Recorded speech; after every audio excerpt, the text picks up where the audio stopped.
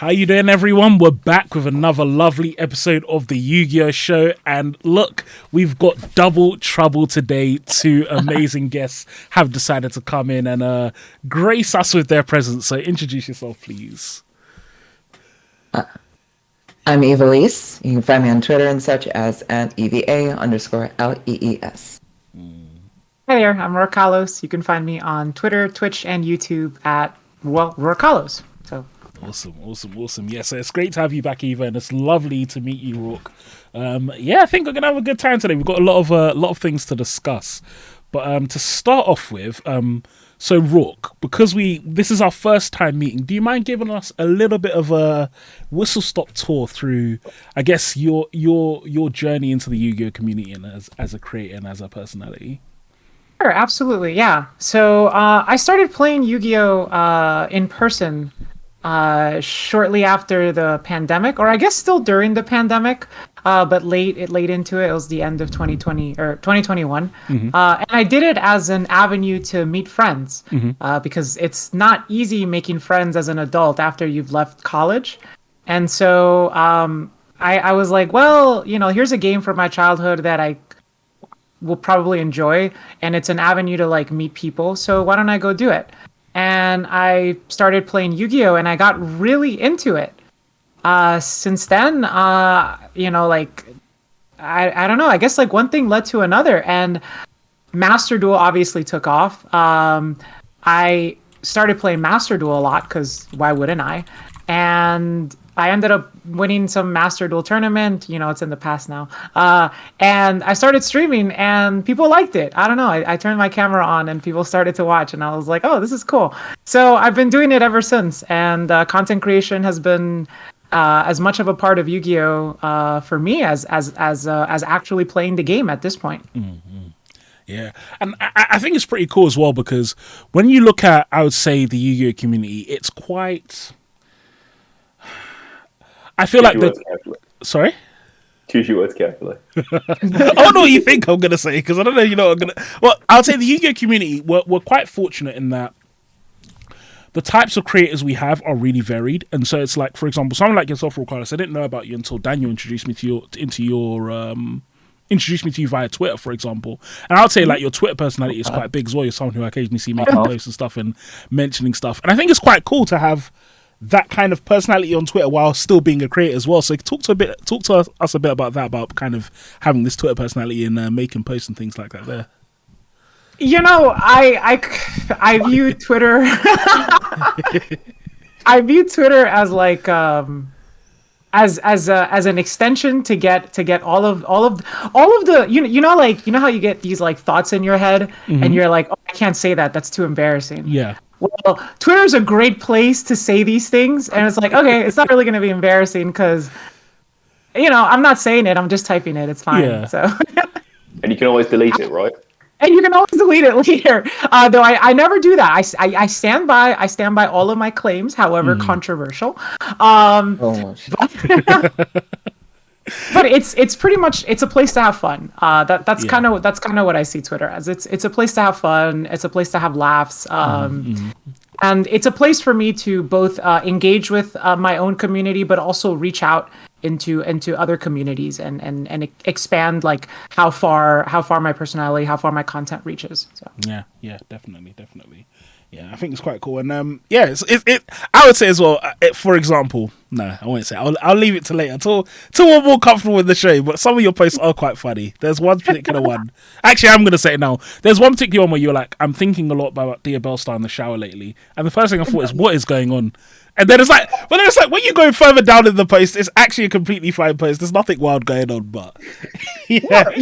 We all have shower thoughts as Yu-Gi-Oh players. I mean, it's like, it's the most relatable thing as like a gamer, whether it be TCG, video games, or whatever. Yeah. What do? You think about games when you're at work. That's something people do. You think about games when you're taking a shower. So sometimes I'm taking a shower and I just start thinking about Dia Bellstar. and all the strategies that she facilitates. Yeah, it's like the best part about that sentence is I can confirm that there's more than one person in the world who has thought about the bell stand in the shower, but I don't think Exactly. they are all thinking in the same context. But We've all been there. yeah, yeah. But maybe we'll wait till after. Maybe we'll wait till the post show before we get into those wild topics. Dan, what are we going to land into for our first child friendly topic? So for our first child-friendly product, I want to actually talk a little bit about your relationship together, Ava and Roar, because you two are people I've always seen interacting on Twitter and things like that, and in the Girl Power Discord and things like that, and seeing Rourke's content as well coming up. Like, so how did you guys sort of like meet? Was it entirely through Twitter or? You know, we actually met from our friend GGYGO's podcast. So we, like, a little less than a year ago, myself, Rourke, and your previous guest, Galzo, were asked to be on Gigi's podcast. And I had never met Rourke. I only knew her as that girl who kicked my friend's ass in a Master Circuit series, or was it? Yeah, in the Master Circuit series. So, and we had never met before that, and then we met on that show and just started talking. Pretty much we're just friends straight from that point. You were on like my stream a few days after that, and yeah, we've just been homies, and yeah, since then. Yeah. We just hit it off. Like, sometimes you meet somebody and you just have a lot in common, or you don't have a lot in common, but you're able to talk about the differences, things like that. You're just compatible. That's the word I was looking for. And we became really quick friends, like online. We would like talk on Discord, appear on each other's streams. But then I would say even after that, shortly thereafter, we met for the first time at YCS Philly, which was a serendipitous occasion that it just so happened to be like 2 weeks or so after we first met in a podcast. And over there, after meeting each other in person, then it's like, oh, okay, so like, she's really cool. Like, I could actually get together with her and like have a drink and like get some food and all that. So it's like, now it's like we actually have like a really burgeoning friendship. Mm-hmm. Yeah, That is really sweet. I like, because I think I did watch that episode of the podcast that you're talking about, and because that was where I thought there's no way these guys have only just met. Like, the rapport that you two had together. I had never talked before. Never spoken before. Like, I had heard about Eva on Twitter, because I had been like, I had my Twitter, right? So I just had it, but I wasn't really posting too much. Like, I was kind of just like doing my own thing. I was at the time growing as a creator. Obviously, we're always growing as creators, but I didn't have the outreach that I do now. And so I had heard about Eva. I was like, okay, cool. She seems pretty chill. So I don't have any doubts that I'll be able to do a podcast with her.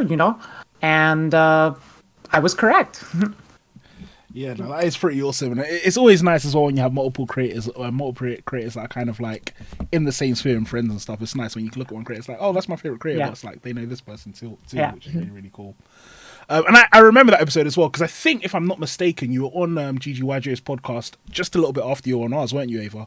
So it's like, if I'm not mistaken, yeah, I remember watching it. It was a really, really good episode. By the way, guys, for people watching, if you haven't watched GG, I don't know how you would be watching this and you haven't watched GGYJ's podcast. But if you haven't, watch his podcast episodes, because they're so good. They're always really good discussion. He always gets loads of awesome people on it. So it's true. Yeah. We're stealing all of his guests slowly in the hope that he'll come on this one. Yeah, that's our entire content strategy. I just go down his library and then it's like I just pick out guests here. It's a great strategy, because we're right now I'm pressuring to get the next episode done. So just now we can say like, well, hey, like people are asking us to be in podcasts. Like we gotta do the next episode. Yeah, definitely. But Dan, I know you've got another banging topic for us, so let's hear it, bro.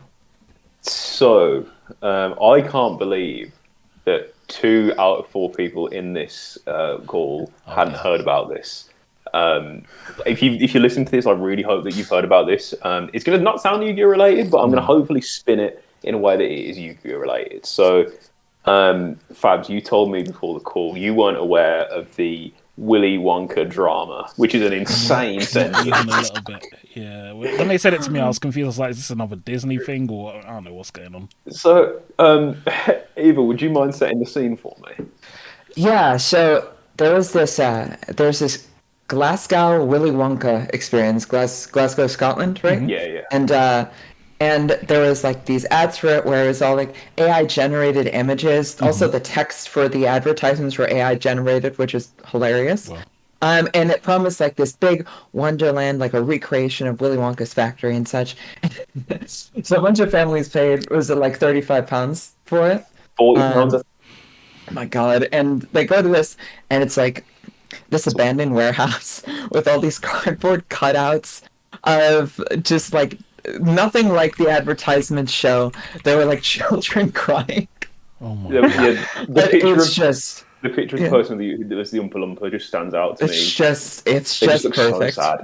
Yeah, it's truly just one of the like it is this kind of cross section of both the horrors of like not getting what your money's worth under capitalism, as well as like the promises of AI. Oh dear. Yeah, I'm looking It's at just- pictures and it's. Let me put these up. This It's so funny. It's so good. absolutely insane. is this And is this real? Wait, hold on. Let me. it is real. This is what I'm saying. It's real. This is crazy. Wait, hold on. I'm gonna share a screen because this looks It's borderline wacky. terrifying. It is absolutely wacky. They made up their own villain as well, who I, about an hour before this call, found out was played by a 15-year-old girl or something like that, which is very strange. What but- is this? what the heck? This is wild. And they pay. Yeah. Imagine paying 40. Gosh, that is an awkward car journey home, man. That is Yeah, peak. but if you look at the third picture there, that's like the advert for it, like the big AI generated one. Oh, what this? In it? Ah, Yeah, Yeah, I yeah. see. Yeah. versus This is reality. horrid. Absolutely horrid. Yeah, they just. Yeah, you're right. They just got a warehouse somewhere and hope for the best. It's absolutely deep. But it did lead me to actually remind me of a time when I was a little bit younger as a Yu-Gi-Oh player, a little bit more naive, and maybe I thought that every tournament I went to would be like Jewel Kingdom, and unfortunately they're not all like that. So it's inspired me to ask the floor, what are some stories about events that you may have either been to or know of that have just not been the best? It maybe in terms of organisation, maybe in terms of like conditions, things like that. Just anything really. I think I'll start to sort of break the floor. Fabs, this is an event you were actually at, was Nats 2022 in the UK. Okay. So the event itself, the actual playing of Yu-Gi-Oh was run really fine, like really good. Shout out to the judges, but it was so hot and there was no air conditioning, and you've got a room full of like 800, 900 people. We're all sweating profusely, Yeah. and it's so hot, and it just stinks, and like water is like £4, and it's in the middle of this convention center where in another room there's a load of families taking their kids to an actual attraction. It was like the science center or something like that. In Yeah. is it Cheltenham or whatever? Yeah. Rotherham, I think Or it was. Rotherham. Yeah, that's it. Yeah, Rotherham. Yeah. Yeah, and it was, because we don't have air conditioning in the UK. in the UK, like because of partially because of the weather, it's like our buildings are designed to trap heat in, as opposed. So we don't really need aircon because it's usually quite cold. So yeah, it's like it's not the norm. Even in big convention centers, even if they have HVAC, it won't be anywhere near as well developed as what you would have in the US. But sorry, carry on, Dan. No, I was just saying, like, there's no air conditioning, nothing like that. You're going outside, and it's colder outside, and like 30-degree heat, and it was just so hot, so awful. But I've not been to many bigger events, so I've only been to a handful of YCSs and regionals. Everyone here has definitely been to more than me, so Ava, you seem to understand what the criteria is better than Fabs and Rourke, so... Yeah. So the first regional I ever tried to attend, it was a regional in Wisconsin here in the States. And they didn't have pre-reg for it. And it was one of the first like Midwestern regionals, kind of at the end of like full lockdown COVID stuff. So it was way overpacked. There were like too many people there and such. And so myself and like probably a couple hundred people didn't get to even play in the event because they just were like nope, we didn't expect this many, so we're gonna just cap it here. So the first regional I ever went to, I actually didn't play in the regional. And so it was like, man, is this what Yuki events are supposed to be? Did you guys like pre-reg, or is it like so? It's like you had pre-reg or like registered and turned up, and they didn't let you play. There was no pre-reg. Oh Just god. turn up No on the day. pre-reg at all. They just were like, yeah, let's see if this works. Let's see if there's just the right amount of people that we have enough workers for it, and we like don't oversell it. So, That is yeah, nuts. so we just showed up. We were there like an hour and a half or something early, and yeah, we just still didn't get in. And then about a month ago, first regional, at the start of this Phantom Nightmare format, was at a regional here, just like down the road from me, really, and they had the similar issue. Although they did have pre-arch for this, but there were more people than they had expected. So instead, their solution for this was to play split rounds. So they didn't have enough tables. So if you had like there were I think 150 people for the first round that had a split round where they had to wait until like tables like the last 75 tables or something were done playing to jump in for their games to continue it. So the first like 3 rounds were so long. I think we got through 3 rounds and it was 3:30 or something like that. Wow, that is And nuts. so yeah, rounds didn't end until about 10 p.m. Local time. Sorry, so. what is a split round? So when they have a split round, they don't have enough tables to fit all the people that have registered. They had like I think they had enough tables for about 480, 490 people, but they registered 500 and there is like 637, something like that. Oh, And so they had people who had registered late wait until people at the final tables finished their rounds, and then as soon as their rounds finished, it was like, okay, go, go, go. You play your round, and then once we filtered through everybody that was in the split round waiting to play theirs until a table freed up, we had to wait until, all of those were completed until we could go to rounds 2 and round 3. that's horrid. That is crazy. And the worst thing is as well, it's like I can't even imagine like you do if you're in that first group of people who've done round 1, and then you just have to wait ages, and like to round 2. That is horrid. Long That is time. absolutely Took a horrible. long time. Yeah. How does it work with like going to time? Yeah. I wasn't in those split pairs, so I don't know how the timing worked. I don't know if they just, they had like individual timers for them or something. I could not tell you. Yeah, like, I feel like at that stage, it's like I'll just be like, I'm going home. I can't do this. This is Some looking people horrid. did. Yeah, Some yeah. people did, but I That's do crazy. honestly respect the tournament organizers for trying to do that to make sure that everybody got to play. Yeah. And they sped through it as quick as they could. So, Yeah, shout out to all the staff and stuff. Like a lot of the stuff that goes wrong, it isn't your fault. It just happens, in it. Like, Yeah, but unfortunate reality of the situation. Yeah. yeah, unfortunately. Rourke, what about you? So a funny thing is, I was actually at Eva's first regional. It was also No. my first regional, but we didn't meet each other. We didn't know each other. I got into that regional because I showed up She did. like 2 hours ahead of time. She only showed up like an hour and a half ahead of time, which are both ridiculous number of times. But the only reason I showed up that early was because it was like 15 minutes away from me. The venue is like right next to where I get brunch every Saturday. So it was fairly easy for me, and I just showed up early. I was like, well, might as well just show up early. So I actually did get to play in that regional. But I remember it was rough. It was rough. Most recently, which is funny because it's also another recent example. While I was not at the regional that Eva talked about in this for the other one she talked about, I did go to a Philadelphia regional 2 months ago. Yeah, in January. It was before Phantom Nightmare came out. Phantom Nightmare came out. And this isn't really like a horror story with the venue, but I went with a friend. And they also didn't have pre-registration, so you also had to show up a little bit ahead of time and make sure to register before the time starts. So we show up, we're just hanging out, we're in line, we're talking, filling out our deck list last minute, just banter, right?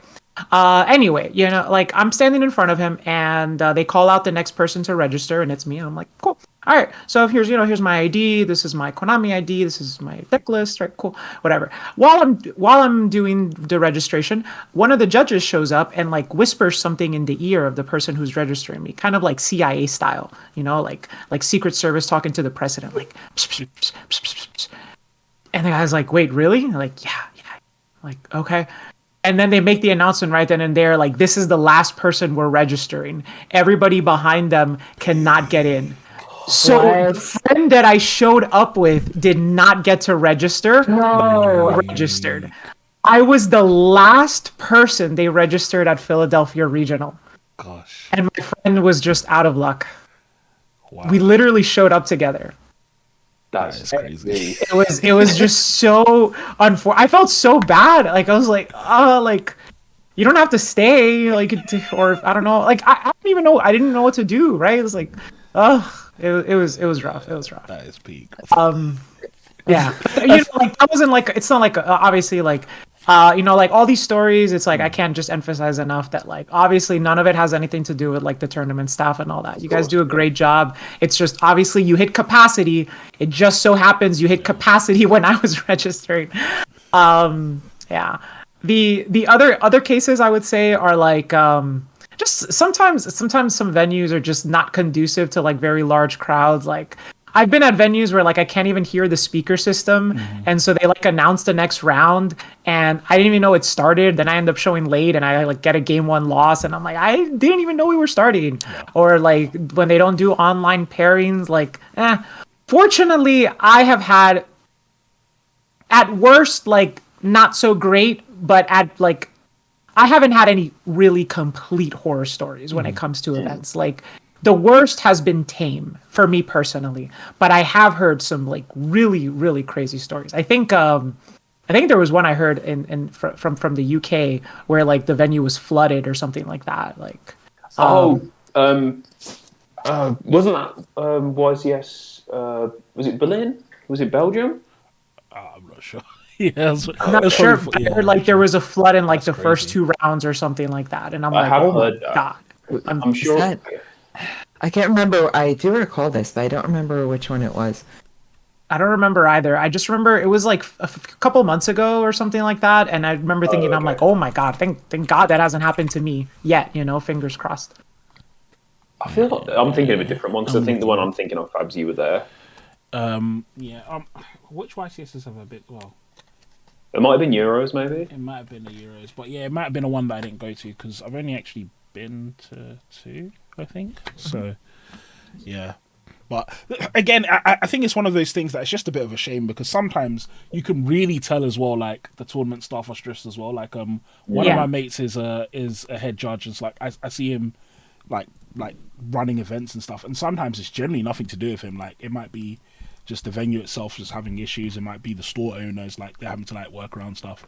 And it's like, so I'm just watching sometimes and I'm just thinking, I don't envy you, bro. Like your job just looks stressful. I'm not involved. And then sometimes you know how people can get I understand you might be aggravated because you've had a long day and you just want to play your tournament, but sometimes people can be really, really rude to tournament stuff.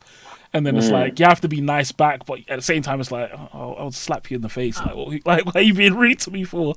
So it's like, I get all of that pressure behind it and it's not nice.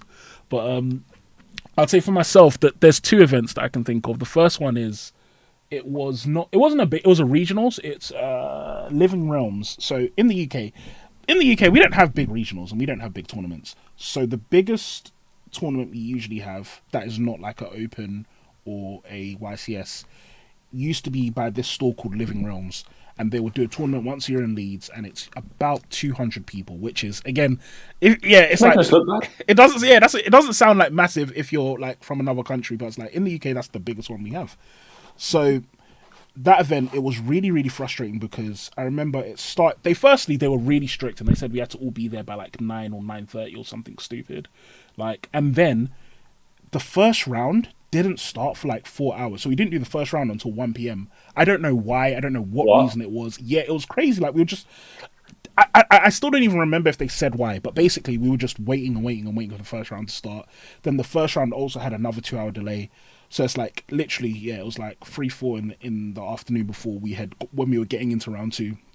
Luckily enough, the rest of the event went a bit smoother, but that was just absolutely abysmal. And then the other event that was really crap this was ages ago. It was one of the Euros, was it? I don't know. But anyway, it's one of the European countries. But the main thing is because they had water in the venue and it was €8 a bottle of water. And that alone was enough for me to say, yeah, this venue is a write-off. This is a joke. I remember because I had said to myself, the thing is, like, when you're going to a convention center, water and stuff is going to be expensive. So it's like, I'd said to myself, okay, you know what, it's going to be like maybe like €3 or €4. Like, I'll just buy it when I get there. Then I got into the convention center and I saw €8 and I was just angry because, like, oh, for flip's sake. The nearest shop is like a 20-minute walk in between rounds, so I can't do it. So I remember being very vexed. But yeah, that was literally just for the water. That was the other event that I've gone to that's really bad. But one thing I will say is that it's so interesting when you look at, and I think it was you who said it, it was one of you who said it, Roark or Ava, about the whole electronic registration and electronic round slip stuff now. Do you guys remember back in the day when, everything was by paper and like you just had to everyone put your slips or everyone give your slips on after the match and like they're gonna stick this tiny sheet on the wall with like 2,000 duelist pairings and that was havoc. I can't believe they used to do it like that. Like it's actually some of the venues that I've seen those in.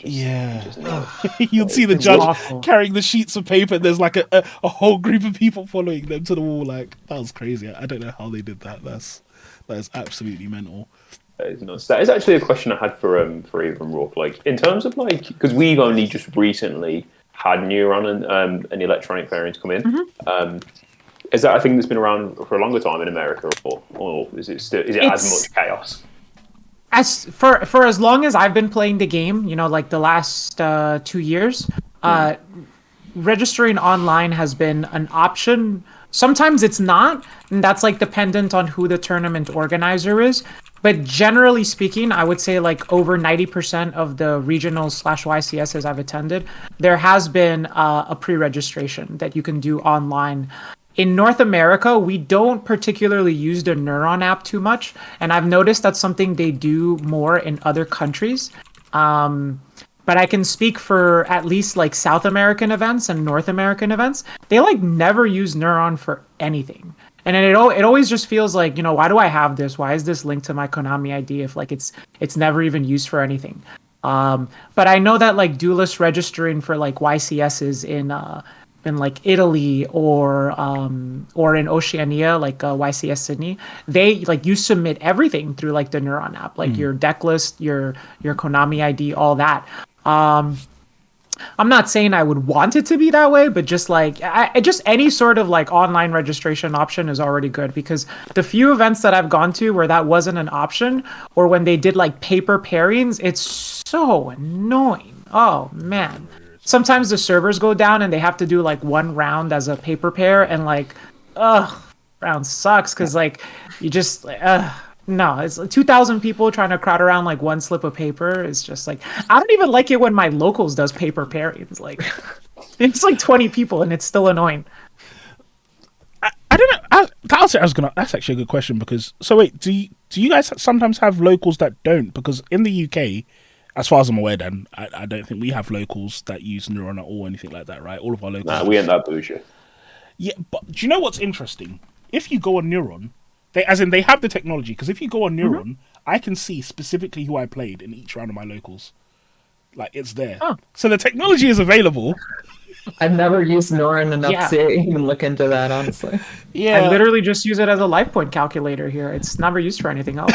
Yeah, like you can see like the person, you can see that sometimes you can see the deck they're playing, like different things like that. Really? Yeah, it's on there. So like I could go on now and I could probably see the last 4 people that I played in my last locals. Oh wow! So it's interesting to think that they haven't, I don't know, like try to adopt it for locals and things like that.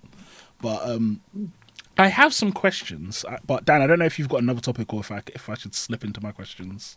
Run it, folks. Run it. Okay, lovely. Okay, so what has been the most, I don't want to say toxic, but what has been the most wild match you've ever witnessed at a tournament or at a locals?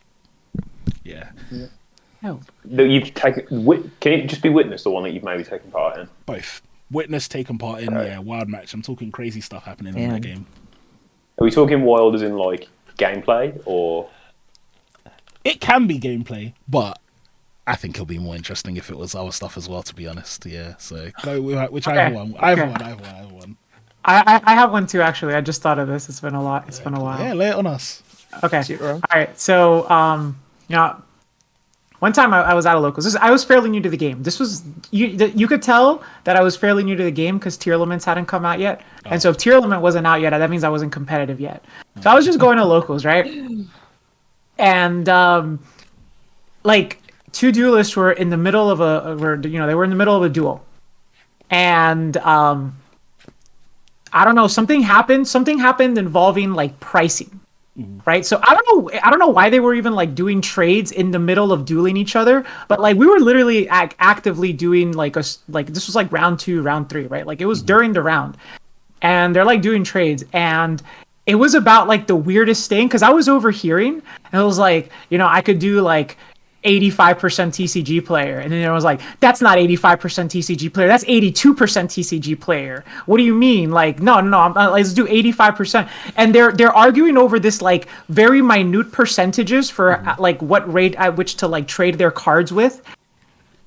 And then I look over and they're fist fighting each other, and one of the guys is even on top of the other one, just going like hammering away. I'm like, what the hell? Like, how did it even escalate? Like, like we've all heard of like bad trades, like we've all made a bad trade before, but that was a bad trade. Oh my gosh.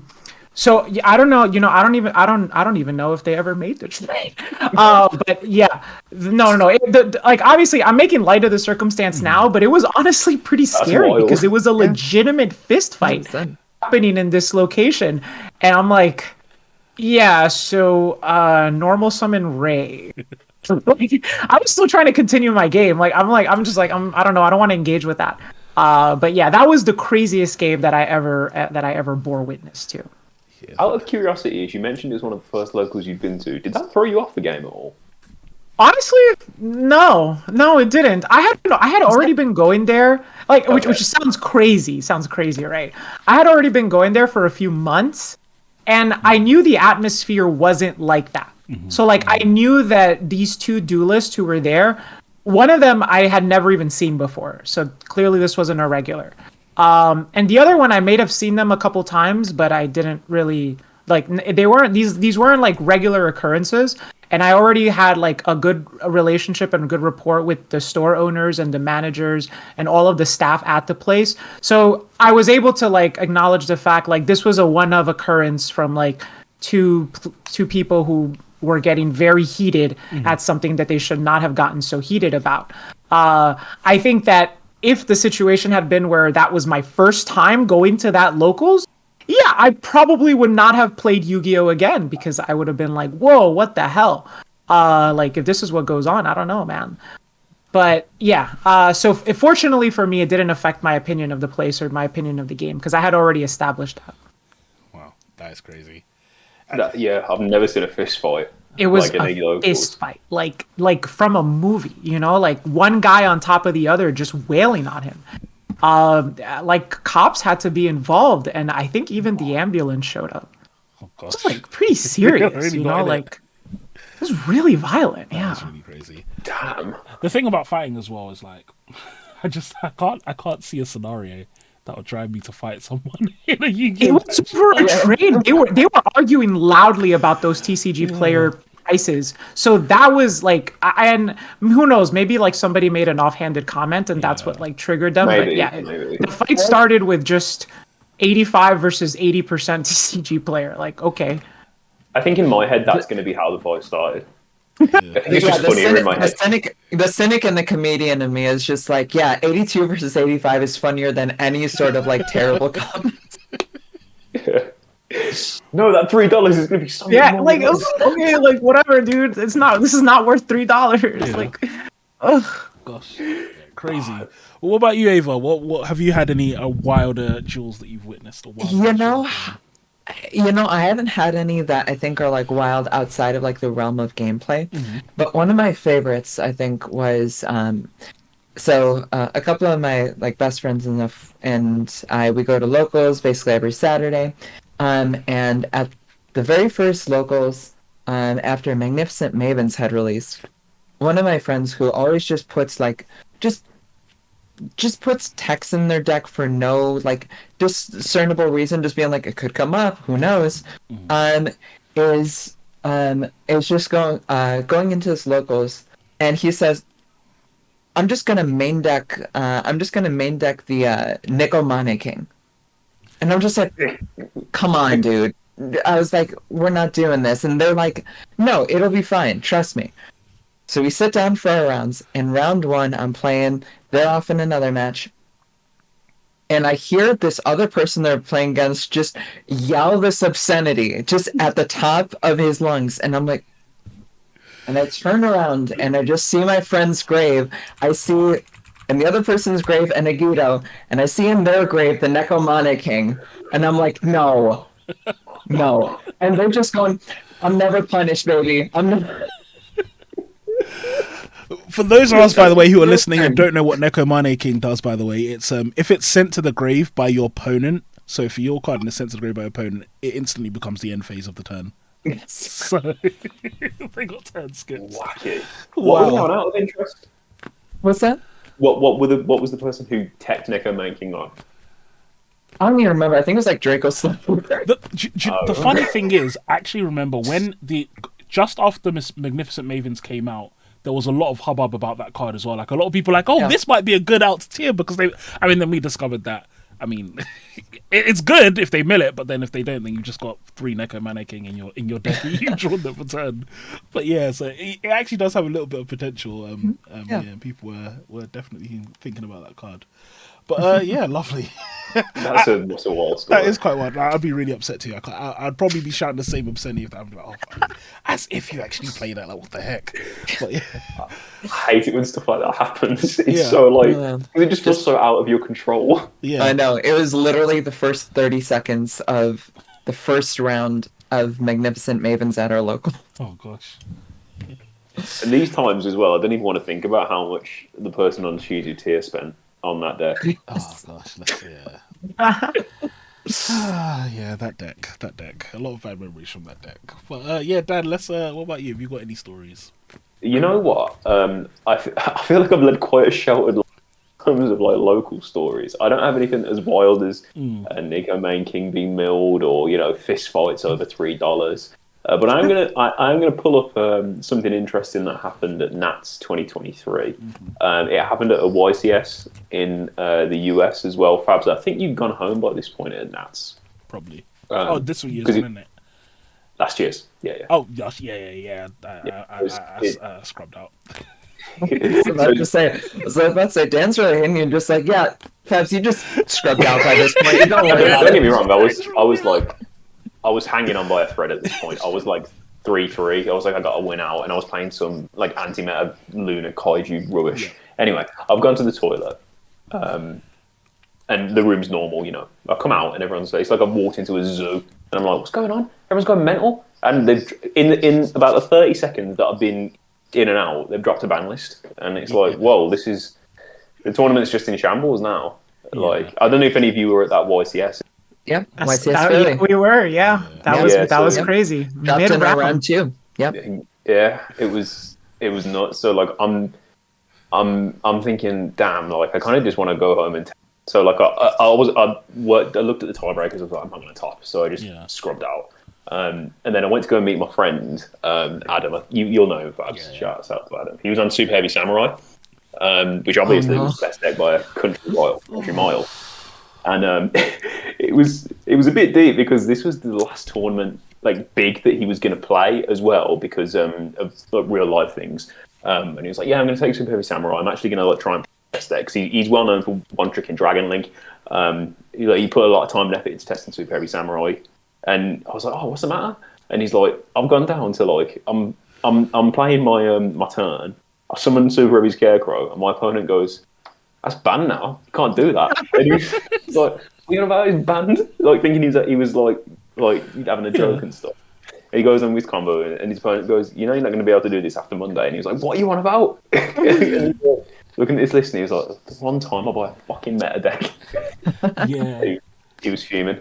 That was great. I can't believe they did. The funny thing is, just before that tournament as well, or not just before, but like a month or so, Konami changed the policy to literally say that if they drop a ban list in the middle of the tournament, or basically if they drop a ban list before deck registration, then you can change your deck list. Yeah. So like one of our friends, that was his guess. He was like, "Oh, he thinks they're going to drop it during the tournament." And I was like, "Nah." I was like, "They'll never do that." And then, We all thought he had the tinfoil hat on, but he was right. yeah, then it goes and happens. It's like that was crazy. That was absolutely crazy, and I was happy. Yeah, that was. I played was pretty Super Heavy wild. for that event too, but I borrowed the deck. I told the person I was about. So before I told the person I was going to buy it, and then it got banned, and I was like, "I'm sorry, bro. You can keep that cardboard. That's not mine. Yeah, I ain't taking that."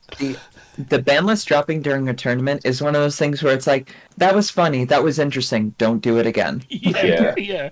That's exactly it. Like, especially because what was it? I think the Soul Piercers, like, you need 3 of them. They were like 16 or 17 each for like a common. So it's they like were money, man. the money you were putting into that deck, and then it's like, well, you're not playing. Konami said, "Yeah, you're not playing this deck ever again." And it felt deep because they were a lot of those cards were just commons. Yeah. The whole deck was just expensive commons. Like, yeah, it was really peak. Yeah. It affects, like, I have friends who are still traumatized by that moment. Like, I know friends who are like, I'll go to a YCS with them, and they're like, I'm kind of looking for like I want to bling out my deck, I'm looking for like a quarter century. So I'm like, why don't you go check out the vendors? And like, what if they drop a ban list next round?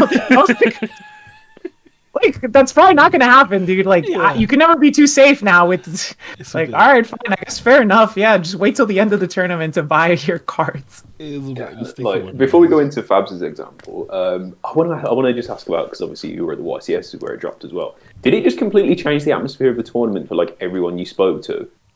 Like, was everyone just like, this is really? They were just in like a really different mind state to a lot of people who were also in a. For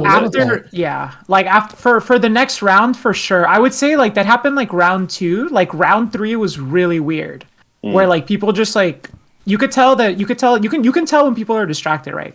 Like you can tell when someone's present, like physically present, but like their mind isn't really there, and that's how it felt for round 3. I would say by round 4 we were kind of all like, okay, that happened. Now continue with the tournament. Yeah, it's like mentally I am here. Like physically I'm here, but mentally I am dancing on Diablos' grave right now. Yeah, oh gosh. That was good news about that as well. Good riddance. Fuck Diablos, man. Yeah, I feel like you've got a story you want to tell. So mine isn't actually that wild. It's so before I played Yu-Gi-Oh in tournaments and stuff, I actually played for about 3 years with just my mates. We just played like tournaments amongst our friends. And like we were really casual. Like the level I tell you is like Link Summoning had come out, but we intentionally kept it back to Masteral 4 or whatever. That was before it, because none of us had played recent Yu-Gi-Oh. But at the time, so we all turned up with our decks, like, and so I think I was playing like some Utopia random deck. One of my friends was playing Light Sworns, and then another one of our friends, he turns up with his deck, and so he's just playing and he's activating cards. And I think the first point is like he activates Rotor on turn 1. Then next turn he activates Rotor again. Then the next turn he activates Rotor again. And then like 3 or 4 turns later, he activates a 4th Rotor. So we're like, wait, whoa, what's going on? And I remember at the time as well, because so one of my other friends, he was playing him, he was like, oh, like, haven't you used that several times before? And so it's like, we all hear it, we crowd round. And then in his grave, there's like 4 Rotors, there's like 10 Raigekis. There's just like, he's just got like the most weird. And the thing is, there was like banned cards in there as well. So he had like Pot of Greeds in his grave as well and stuff like that. We were just like, were you following like a ban list? Yeah, we were following we were following basically I think pretty much the last ban list before. Okay. And the thing is as well, like most of us, the way we built our decks is we bought structure decks, and you just buy 3 structure decks. So that's why we were confused as well. We were like, where did you even get like the extra copies of the card? Like, how did you come to this conclusion? That it was genuinely wild. Like the cards he had in his deck, it made no sense, and we were just really laughing. Like, I don't know how he came to that conclusion. Ever since then as well, it's been a bit of a bad one. We have to really like double and triple check his deck before we ever get into friends. Like, we don't know. Man's doing debt checks for the day. Yeah, like genuinely. But it was quite funny. Yeah, that was really funny. And I used to like doing tournaments with my friends. I think one of the best ways, like at least for me, that was one of the things that made me really enjoy getting to Yu-Gi-Oh, because we would all do like our own like little, like I said, we were doing this like a couple of years before. And when you're playing with your friends and like you both don't know what you're doing, that's like the most fun type of Yu-Gi-Oh. So like one of my friends was playing, he was playing Dragon, and there was this, what is it called? Is it Light Pulsar Dragon? I think it's like a level 5 light dragon, and it's like every time you destroy it, it like floats into something else, and then it's like it had this weird loop with Eclipse Wyvern, and it's like I just couldn't figure out how to out it. So it's like I'll be playing him, it's like summon this one, then summon this one. I'm just like, how do you out this? And I'm sure there was a very obvious way to out it, but at the time I didn't know what I was doing. So that's like, those are like some of my best memories of Yu-Gi-Oh, because it was really really fun. But really enjoyed that time playing Yu-Gi-Oh. It would be good to go back sometimes. I can imagine your friend looking at these cards like, this is so good. Why do people only play 3 of it? I'm sure he thought that exact thing. Yeah, I'm very sure he thought that. But yeah, wild, very wild. Imagine just doing a deck profile. He's like, Regeki, this card's broken. Play 10. Play 10 of it. Yeah, just play as many as you want. What are they gonna do, Banya? Yeah, really, really crazy. And the thing is as well, again, I think the thing that made it wild as well is because like when you're building a Yu-Gi-Oh deck as well, like even on the structure decks, they'll sometimes have like a list of like, oh, this would be a good combo and stuff to play, and it's like, so it's like we were really confused at like how he even came. Like some of the cards were like, how did you even find this card? Like he wasn't playing an XYZ deck, but he had like what is it?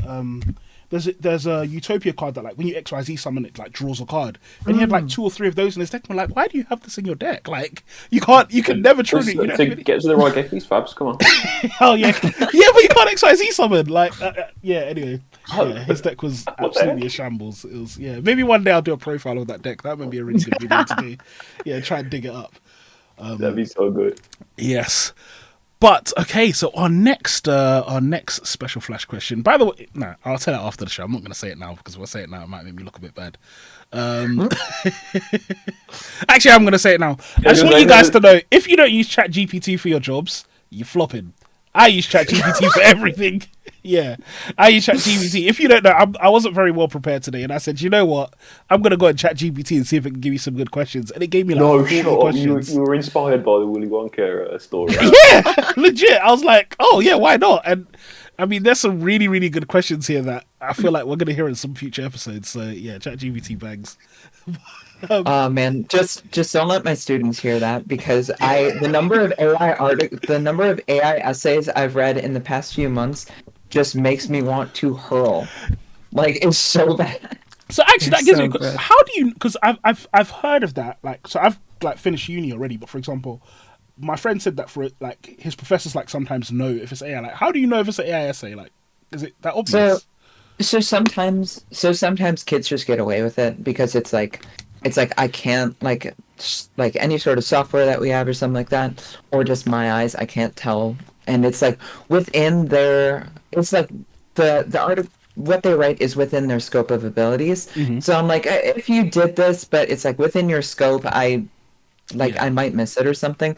But then there are times where I'll get a paper from a student who really struggles with writing complete sentences, and I'll just be like, what does ostentatious mean?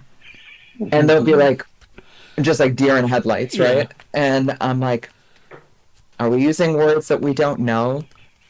Are we using them from ChatGPT? And sometimes, like, if they're honest, they're just like, or just that, or just yesterday, we were doing The Pedestrian by Ray Bradbury, since we're writing an essay about that. And one of my students turns in an essay, and I said, you know, we're writing about The Pedestrian, not Fahrenheit 451. Because she just turned in an entire essay about Ray Bradbury's Fahrenheit 451, which we did not read in class. And is not, the same as The Pedestrian. So it was just this whole, like, analytical essay about Fahrenheit 451. I'm like, we didn't read this shit. I can really imagine. She really probably thought, like, I done a sick job. I'm about to get, like, a star, like. Yeah. And and then 2 weeks ago, I had someone who turned in an essay where they were quoting from another story we had read. Those weren't from the book. They weren't from the actual story. That is wild.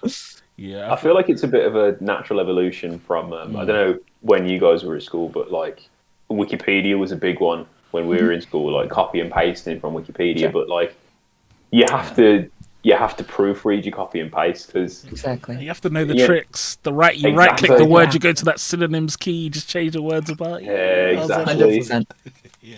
Yeah, if you're gonna cheat, do it properly. Not that we It's condone it's cheating it's a in any skill. way, shape, or It's a form. skill. Yeah. We don't condone it, but it's a skill. Yeah, we don't condone it until you're working for yourself. Then you can do whatever the heck you want. No Oh, one will yeah, know anyway, yeah. Oh yeah. But yeah, so let me go back to my my questions that I definitely thought of myself and that I think could be really good. Right. Yeah, The one time we don't get Andre on, and you get a fucking robot to do his job. yeah, no, I'm just not on it. Yeah, it's wild. But no, this is the funny thing is I think this is a good one as well. But I first have to confirm: have you guys all watched the Yu-Gi-Oh anime or read the manga, or are you guys familiar with it? I watched Like, TM and somewhat, Are you familiar with characters? kind of. Okay, because my question was going to be, who is your favorite character from the Yu-Gi-Oh anime? Oh, Crow Hogan. Yeah, you need to give some explanation because he's I haven't watched it. So yeah, you need to. Give Okay. Yeah. We got So, to pitch him to you. Let's see. what's that? We got to pitch him to you, Fabs. Is that what it is? Yeah. Pitch him to me. Yeah. Okay, so Crow Hogan from Yu-Gi-Oh! 5Ds is my favorite character from any of the Yu-Gi-Oh! Series, at least as far as I've seen.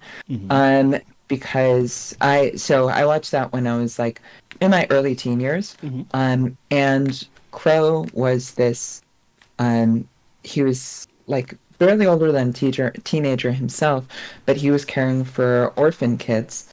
Like basically his environment that he grew up in, he was orphaned himself, and now he was caring for kids who didn't have access to food or to like housing and things like that. So that always just really resonated with me as somebody who just cared for the people in his community and used his own experience to empathize with and provide for other people. You know, teaching them the tricks of the trade and stuff. Later on in the show, he becomes a cop, and we don't need to talk about that part. Oh dear. But for for the beginning of the show, he's a really good character with a strong moral compass, and he plays Black Wings. So I loved Black Wings growing up. When I was in high school, my family didn't have a whole lot of money. And so I couldn't really like afford cards or anything. And I wasn't playing competitively at the time, but I loved the show so much. I loved Crow so much that, sorry, but I would steal packs of Duelist Pack 11 Crow from the grocery store to try to build a Blackwing deck. Because I couldn't afford it myself. So I feel like do that's that.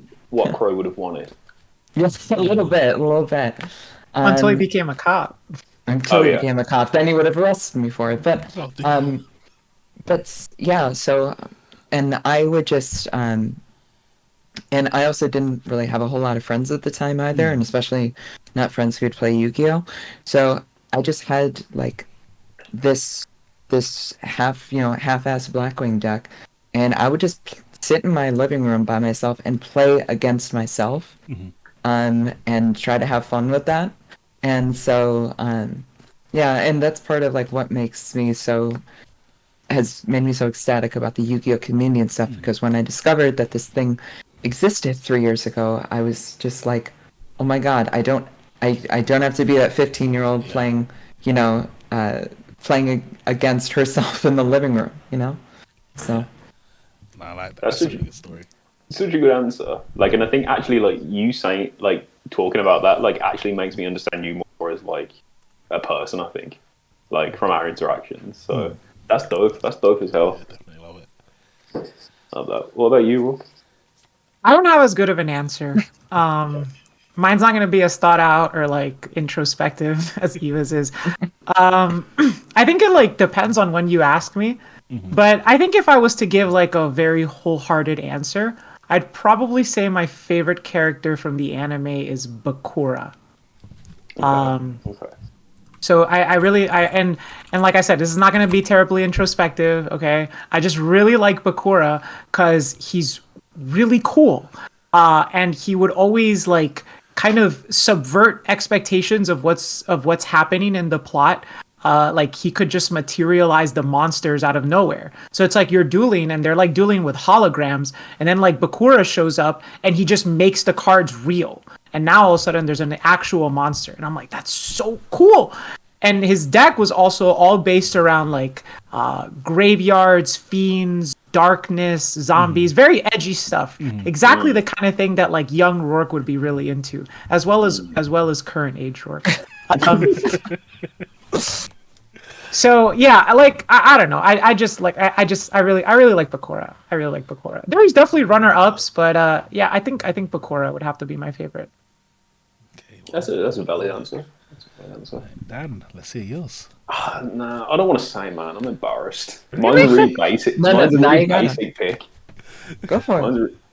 Mine's really basic. I want to preface this with I only actually figured out this is my favorite character when I rewatched the series. Is like as an adult. I actually think my favorite character probably is Jaden from GX, but season 3 onwards, because like he's too much of like a Mary Sue, like in seasons 1 and 2, and then season 3, like he actually gets like a load of character development. Like gets really like, I don't want to say he just gets really depressed because that makes me sound like he's cool now, he's sad. But just like the whole like him finding himself as like a person and like growing up as a teenager, and then like taking accountability for the things that he'd done wrong in his past. Obviously the whole thing with Yubel and like him trying to save Jesse, who's another one of my favorite characters as well.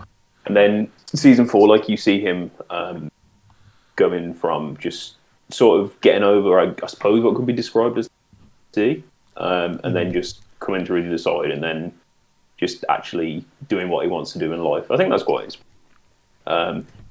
But I don't like heroes, so it's tricky.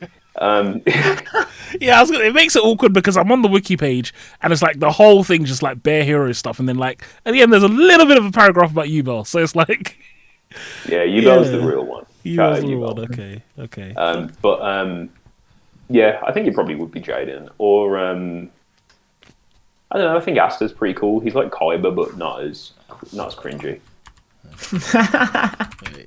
Yeah, that's Kaiba. Yeah, every time I hear people talk about Yu-Gi-Oh, it sounds so good, and then I don't know, it's just time like again, like I said. Oh, sorry, I was about to say something. No, I was going to say, I think if you watch it with a pinch of salt, it's such good fun. Do you know what? It's hard to justify watching it when I have other shows. Like, so for example, like I just finished watching Good Girls, and that was really awesome. So like, it's hard to like go back and like, oh, I'm gonna watch you, but I'll eventually get around to it. It might be in a few years' time. But okay, it's all on YouTube for free. Is it? Yeah, I'm surprised it is, to be fair. Yeah, okay, I'll get there eventually. But for our last topic, I'm gonna bring back a Am I the Arsehole, because we haven't done one in a while. So. Rob, are you familiar with this? Yeah. I know. Yeah. Oh, yeah. I love Am I the Asshole, dude? Yes. Okay. This one I think is going to be interesting. So it's, am I the arsehole for refusing to pay gas money for a ride when the gas was free for my friend? So I went on a trip with some friends and caught a ride to the airport with one of them. It was a 2-hour drive. I had agreed to pay my share of gas for the drive. Afterwards, he told me that it was a company car and the gas was paid for by his employer, no matter how much he used. That's the problem, though. He incurred no cost driving there. If I paid him gas money for gas paid, he would just be pocketing the cash. I wasn't told this before I agreed to pay gas money. In my mind, gas money is meant to help cover an expense and not to make profit. On the other hand, he did give me a 2-hour ride and I saved money from that. I had also agreed to pay my share of the gas. Was I the arsehole? What do we think? It's a toughie. I think it is. That's a toughie. Yeah, I think I agree with the poster that paying gas money is not supposed to be like pocketing the difference, right? Because like that's like an exchange of service. That's like I hired a chauffeur, and that's not what happened. Like, right? That's not how you really want to like operate with your friends. At least that's not how I want to operate with my friends. But I think that even though the gas was paid for, like your friends still did you a favor, you should still be open to like returning the favor in some way, shape, or form, right? So for example, like what I would have done is I would have just been like, how about, since if the gas is paid for, how about I just buy us lunch? Or something like that, you know? I feel like you gotta offer something. But I don't disagree with the poster that I would not feel comfortable just like giving my friend like $20 and just being like, well, here's my share of the money. It's like, oh, I didn't actually pay any gas money. It's like, oh, well, I don't know. Like I'd probably still do it if they wanted me to, because whatever. I guess they did me a favor. But it doesn't feel like a very friendly exchange. It feels like a transaction. And I don't know. I don't really like to be that way with my friends, you know. But I'm always the type of person that's like, you know, like if you go out to eat with a friend, unless Eva's paying. But if you go out to eat with a friend, and you know, it's like the bill comes, you know, you're like, oh, you're gonna like split it, Venmo me, PayPal me, whatever. I'm of the mind, like I'm always like, hey, I'll cover this one, you buy me food the next time or something like that. I kind of like to do things that way, be a little bit more casual about it. So I would say not the asshole, but like kind of the asshole, because like you should still do something. You should still do something, but not what was described in the post. Yeah, just buy them dinner or something. I would say, like, yeah. I don't think it's too much. I don't think it's too much of a flip, but like, yeah, just buy them dinner. Thank them for helping you out and saving you money. Yeah. Do you know what it is for me? I see it in two ways. I actually do agree to an extent that it's like it's your friend and stuff, but I think the way I see it on the other hand is that the example I always give is like, if I wanted to borrow money from someone, I wouldn't look in your wallet, count how much money you have, and then like borrow the money. I would just ask you to borrow money. It's not really my business whether you can afford to lend me that money or not. And I see it in the same way as the car, where it's like, yes, the ride is free, but he's still doing you a favor, because I see it, the favor almost like I feel like he's counting the favor as how much it costed his friend rather than how much it saved him. And I think that's where he's a bit so in my head, it's like, I was in this situation, I would say, yeah, I'll still pay you a $5. Like the exact example I'll give is like, sometimes me and my best mate, we like live close to each other, we both have families in the same area in London, and like if we're driving down, one of us might give the other lift, and it's like, I'll just pay him like a tenner, because if I was going to London myself, I'd probably pay like £30 on fuel. I'd probably pay like £35 for a thing anyway. So it's like, I'm still saving loads of money. And even if he was getting, for me, even if it's like he was doing the journal free, sometimes actually he is going down anyway. But it's like, so you still help me out. So like, but then I do also get the other side that it's like, it's your mate. So it's like, and I do think that at the very least, it would have been nice for him to tell his friend that like, yeah, like I'm not actually paying for this, it's company car, like, or not company car, but I'm getting reimbursed back on fuel. Though one thing that I think the person writing this didn't realize is that the expenses in a car are not limited to fuel. There are loads of expenses that cars have that are not fuel, and yeah, I think they're ignoring that. But yeah, that's kind of so I'm a bit sad, but I do think they're a little bit of an asshole, because I do think, yeah, why not?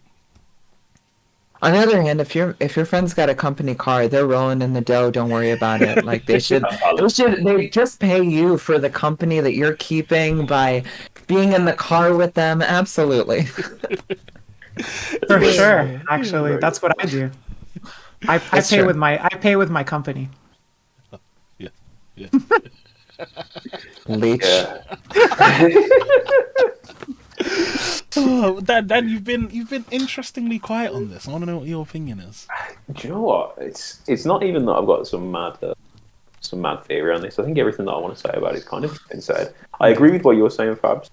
I'm someone who can't drive, for example. So if I get a lift from my friend or something, like, to me it doesn't matter if they were going that way. Like I'd like to give them something as way of gratitude, like, even, you know, be that giving them like a $5 towards petrol or getting them a drink or whatever. I usually leave it up to them, because I don't want to skin myself, but you know, at the same time, I don't want to come across ungrateful, because I think being ungrateful is a very bad look. And it does seem like the guy who's asking this is giving off, like, not ungrateful, but, oh, I could have got this for nothing, why have I given you anything? And it's like, I don't really agree with that, because, like, they're doing you a favour at the end of the day. Do you know what I mean? Like, you should at least offer. If they say no or whatever, that's their prerogative. But yeah, just buy a dinner or something, or like, yeah, I don't know. Just don't be a dick about it. Give him a little kiss. Give him a little kiss on the cheek or something like that. You know, just Yeah. Give him a little hug. yeah. You know. There's a little bit at the end actually that this is the aftermath. Yeah, that's the word. Aftermath of the situation, and they said, "I did end up buying him a bottle of a wine as a thank you for the ride. I just refused to pay in cash." That's fine. Okay, Sure. then I think that's deservedly like not the asshole. Like I think you did your part as a friend. I Yeah. feel like I'm so way on the other side after that part. You know, I feel like for me, Really? it's like Oh, because in my you head think it's you bought it like because- you thought you bought it because you felt like you had to in it. it's not even just that. It's Ah. almost it's like you've dictated what you think is the correct compensation for it, and he's told you what his compensation that he wants. It's like, for example, you've bought him a bottle of wine. If you didn't want a bottle of wine. And it's like you spent the money anyway as well. So in that sense, it's almost like you've decided that you'd much rather stick to your arbitrary principles than just say thank you to someone in the way they want you to say thank you to them. It seems I was like, what's the point? So you spent the money. So it's like you spent the money on the wine. Either you spent the money on the wine, in which case it's like, what's the point? Or you didn't spend the money on the wine, in which case you're still just trying to save money in a way where you really shouldn't. So I know for that. Yeah, we don't- Yeah. Oh, sorry. Carry on, Rook. No. We don't know the perspective of the friend, right? Like because you're right. Like the friend did have like a price attached to it, right? Yeah.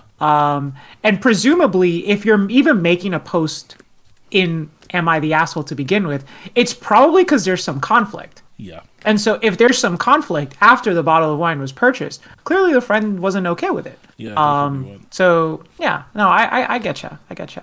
Yeah. This is Yeah. not me atting people, by the way, who I've given lifts. I'm not saying that you guys will need to pay, but you feel free to. But that was why I brought this up. Yeah. But on that note, we are going to end this episode of the Yu-Gi-Oh show. So this has been a very, very fun episode. Thank you so much to our two guests, Ava and Rourke. Before we close this one down, do either of you have anything you'd like to say? No, I guess. I guess thank you so much for having me on. It was a pleasure to be on the podcast for the first time. Honestly, I had a lot of fun, and the questions were very entertaining. ChatGPT pulling through. Honestly. Definitely. But yeah, I had a great time, and thank you so much to the both of you, and to Eva as well. She's all right. Well, Rourke, you are also all right. You're doing great. Thank you both for having us on. It's always a pleasure to get to talk with y'all. And I know Konami Memento Wave 3 Legacy support. I don't know. That's all I want right now. Oh gosh. Yeah. Yeah, it's lovely. And on that, we're going to close off this episode. Thank you all for watching, and we'll talk to you in a bit. Peace.